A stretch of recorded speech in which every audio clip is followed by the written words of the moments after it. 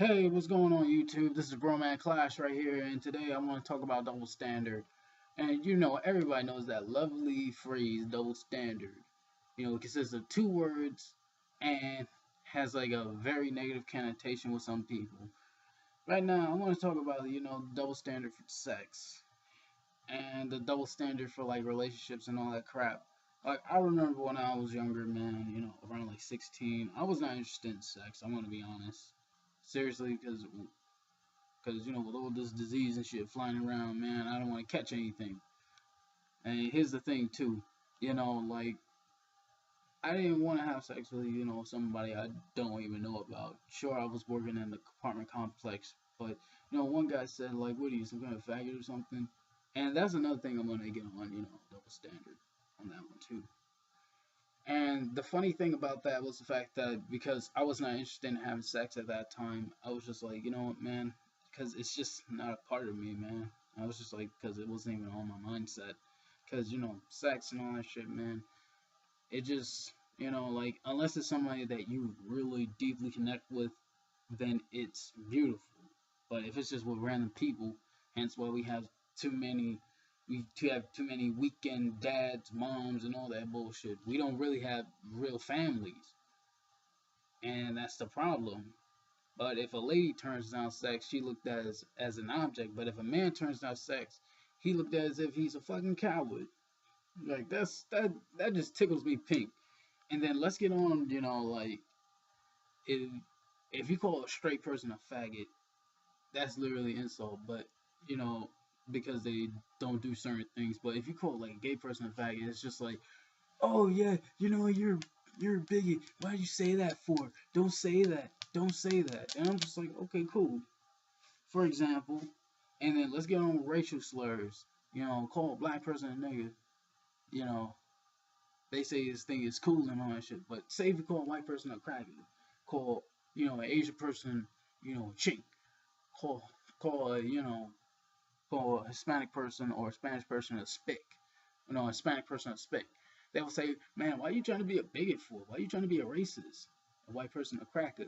And then, double standards exist in that one too. And that's the bullshit that I absolutely hated because it was just like, wait a minute, man. So on one hand, you can call this person that, but when that person says it on to you, it's offensive. Unless you got really tough skin, or you just don't see that thing, or you see it as normalcy, then that's the problem with double standard because it's all right for one person to say it, but it's not okay for another person to say it.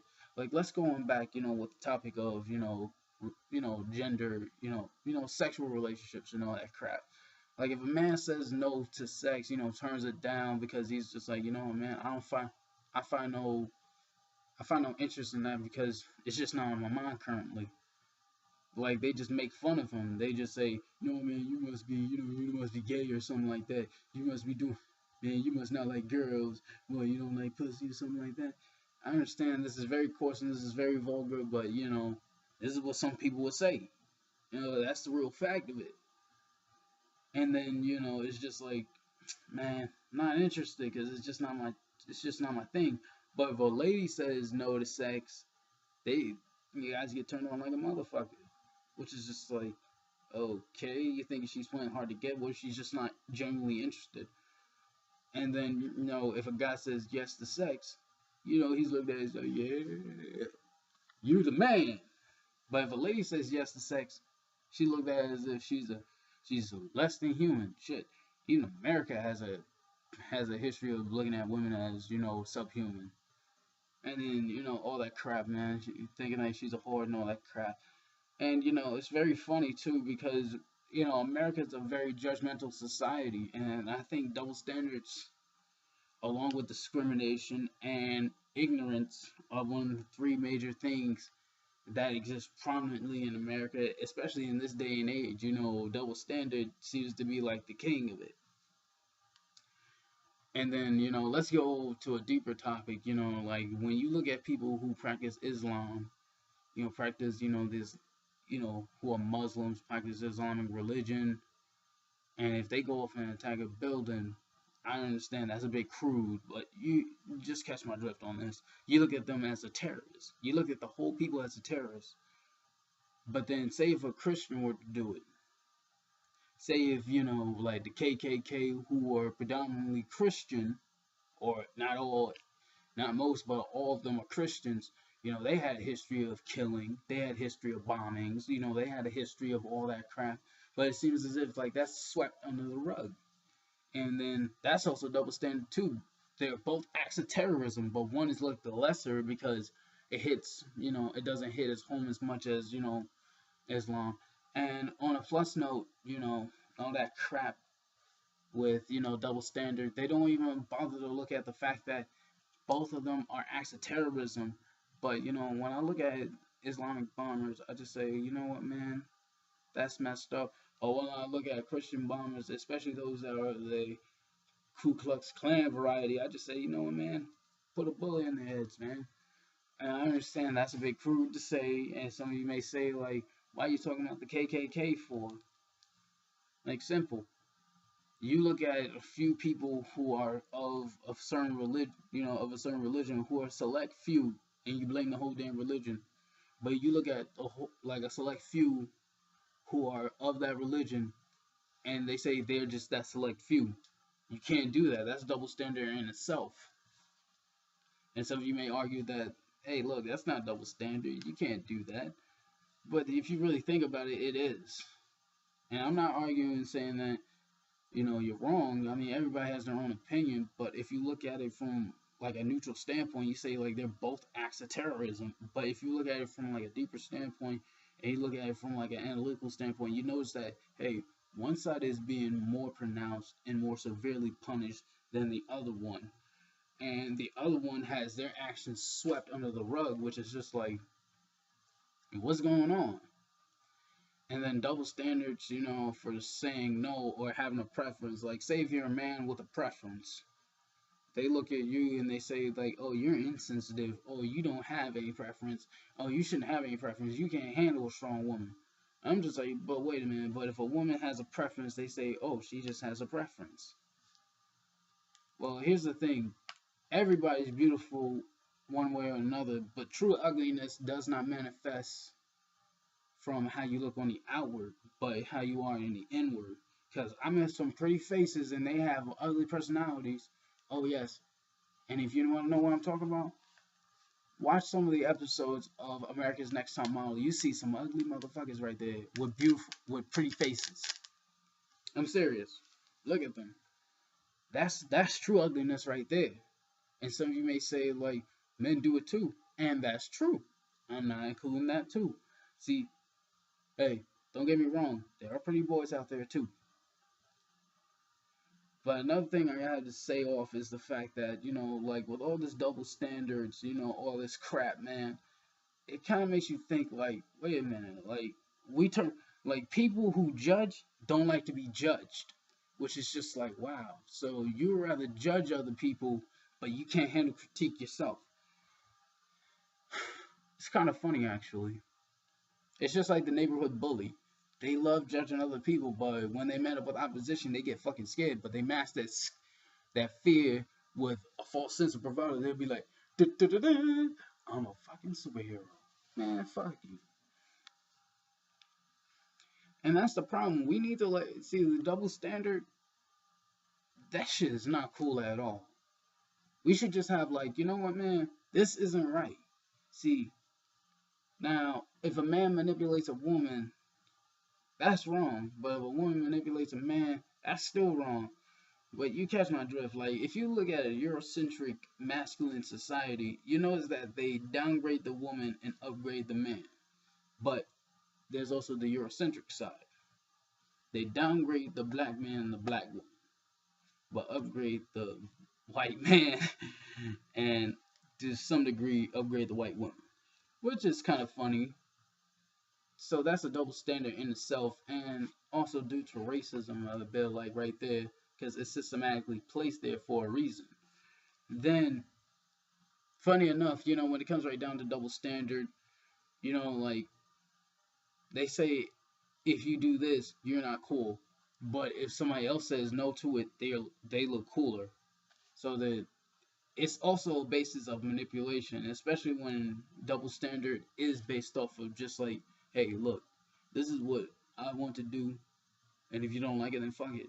But if you do it, then why the fuck are you doing it? And I understand some of you may say like this is a basis of choice, and this is kind of biased, but at the same time, you got to really think about it because we live in a judgmental society who's too sensitive to realize the fact that, hey, there are things that are wrong. We should speak up on it. Like if you watch the news, you know, not I don't watch the news as much, but funny enough, like I caught this, and they do like Black Lives Matter, and then they try to say like all lives matter, then they try to say like blue lives matter, but then like come on, man, there's a double standard in that one too. And some of you may gonna kick my ass if I say this, but fuck it. But a white life matters more than a black life. I mean, there were 2,000 Nigerians, getting bombed and killed by Boko Haram. Then how come nobody managed to talk about that? But when it came into Paris, they had to talk about that like it was widespread news. And that was what, like 12 or 20 people? So how many black lives does it take for to equate a white life? And that's double standard in itself too, because it shows that one life matters more, or one life doesn't have a significant, like, pronounced thought. And then it's kind of funny because it makes you think like, wait a minute, so there's a double standard on life too. And like, let's just put it like this. For example, I remember I saw like a little comic thing, like if a black boy wears a hood, he looks like he's a crook. He looks like he's a villain. Looks like he's up to something. But let a white man wear a hood. Oh, he's just protecting himself from the damn shade, or he's just protecting himself from the damn weather. I understand some of you are just gonna look at me and say like, "Are you trying to sneak in races? You sneak in race right here?" I mean, it's gonna be obvious right in front of your face, right then and there. So I'm just gonna talk about it. That's double standard in itself, right there too. And funny enough, like say one kid, exhibits uncontrollable rage. You know, this kid, two kids exhibits the same kind of attitude. One will look like a crook, the other one will just get psychiatric help. And some of you may say, like, how's that exhibit double standard? But like this is but double standard is created by society in order for society to believe or to say like, oh, this is what's gonna happen. This is what we should do with kid A, and this is what we should do with kid B. And no, kid B doesn't stand for kid boo, because it would just massacre 10 schools. I know, I shouldn't joke about that, man. Seriously. And that's the funny thing, too. How the hell do you let white kids, like, go up to the school with fucking guns? And yet, you have, like, surveillance and shit on, like, black kids. And if they get into a fight, lockdown, gotta arrest them like they're goddamn caged animals. I know, I gotta briefly, talk about that a bit because, that's what I've noticed. Yeah, you're gonna make a white kid look like he's a mentally deranged, somebody who needs help. But let a black kid do the same thing. Click, click. He's getting death row. And I say, well, shit. And and like I said before, double standard is a societal thing. It's a social construct. That thing needs to be destroyed, because if you don't destroy, if you don't destroy, double standard, it's just going to control your life. Like, it's funny because this has been said before, and some of you may say like, what does race have to do with double standard, and what does double standard has to do with anything in life? I mean, come on, man. Say if you were to go for the same job, man A is black and man B is white. So then they go for the same job, same position. Man A has a less of a chance of getting it than man B.